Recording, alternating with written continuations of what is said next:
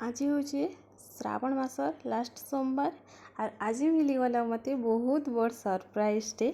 आ मुई भाभी भी नहीं थी से माने आम घर के आसबे बोली करी कि आसुजन बोली करी मोर किछि भी आइडिया नहीं थी। तापर से माने कही भी नहीं थी मते जे आसमु कि काना बोली लास्ट मोमेंट रे मते कहले जे आसुजु तमर घर के बोली करी तो मुई पूरा सरप्राइज हो गली। तो मुई तांकर लगी भाबली से माने भी फास्टिंग करथिले तो तांकर लगी भाबली जे काना करमी बोली करी। तापर मोर माइंड के गोटे जिनिस आसला पोड़ी तरकारी तापर सागदाना खिचड़ी आउ खटा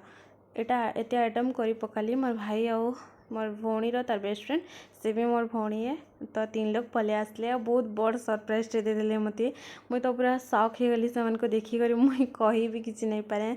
तो एमाने एक्चुअली आइसले रानीपुर झरियल बोली तो आमर घर के भी पले आसले तो यहाँ से माने बहुत भीड़ थिला से लगी बुली नहीं पारले। तो आम घर के आसला पर खाना पीना खाई करी तापर से माने बुली गलु यहाँ समस्ते मुई भी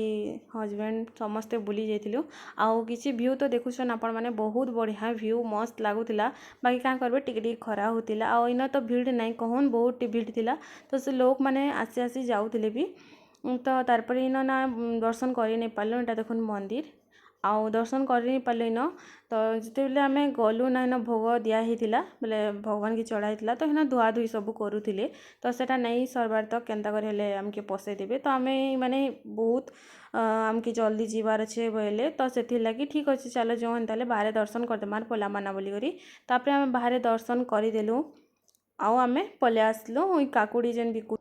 तो काकुड़ी इन खाई पकालु टिके आउ इन बहुत बढ़िया काकुड़ी मिलूला भल दौ भी थिले आउ इन खाई पकालु टिके तापर आम बाहरी जिमु घर के आउ इन टिके खरा खरा होतिला आउ दुकान बजार जेते भी थिला बहुत दुकान खुली थिले बाकी ना आम गला बेले सेठी बंद हो जाइथिला न सब सामान तांकर सही होइथिला न सेति तापर बाहरी गलु न एटा तापर से माने साडे पलाले आम आडे पलालु बाय।